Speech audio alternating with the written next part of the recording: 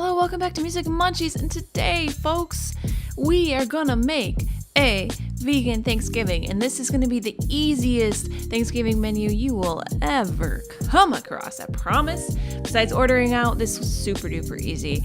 And this is for those of you that maybe have always wanted to take a crack at cooking a holiday meal, but have been a little bit intimidated. Don't worry, I understand. I got your back. I'm here for you. We are in this together.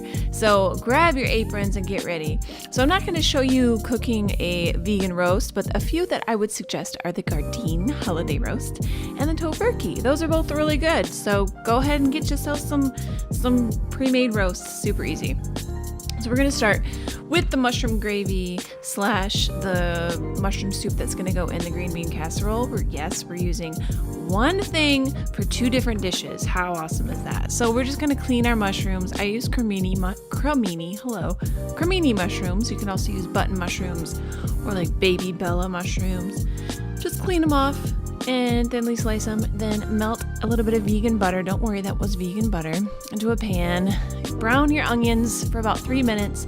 Then you add in your mushrooms and then a little garlic powder.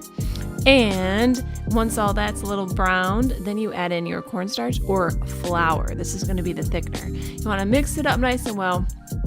Nicely coat everything. Now, this is going to be super easy because we're going to get ourselves some Imagine Portobello mushroom soup. It is vegan, folks, yes. And we're going to use this as like our base. Yeah. Then we're just going to soup it up with a little salt, garlic powder, and pepper. I think I do that a little bit later on. So you want to keep it on like a medium-low heat. Cook it up until it starts to thicken and beautiful like this. It was a little bit thin for my liking, so I added a little bit more cornstarch in some water in there, and then I added a little more seasonings, garlic powder, salt, and pepper, because you can never have enough seasonings, folks. Alright, so that was our gravy / the mushroom soup that's going to go in this green bean casserole. So get yourself some frozen French cut green beans, and then all you do is add like half or a little bit less than half of the gravy in there, and then some fried onions. That's it. Cover that bad boy up. Cook it at about 375 for about 30 minutes. After that, take it out of the oven and top it with the rest of the onions and cook it without the cover on to get it nice and crispy for about 5 minutes. And then it comes out looking gorgeous. Look at this. Oh, what a beauty. All right, now onto our mashed potatoes. We're not even gonna muss and fuss with peeling and boiling and chopping and mashing. We're just gonna get ourselves some dehydrated potato flakes. Now, Bob's Red Mill makes these, and they make it with the only ingredient in it is dehydrated potatoes, which is really hard to find in like instant potatoes because they have all these crazy ingredients in them. Anyway, we are gonna season it with some garlic powder, some vegan butter, and some salt and pepper. And then you just use hot water, mix it in, and then a little bit of vegan milk. Make sure it's unsweetened because you do not want like sweetened plant milk in there. Ugh, it'd be not good. So make sure it's unsweetened. You can top that off with that beautiful gravy we made earlier. All right, so now we're gonna have some vegetables. Get yourself some Brussels sprouts, some butternut squash, and onions. I was lucky to find a frozen blend of this to make this even easier. Then I used the leftover mushrooms that I had chopped.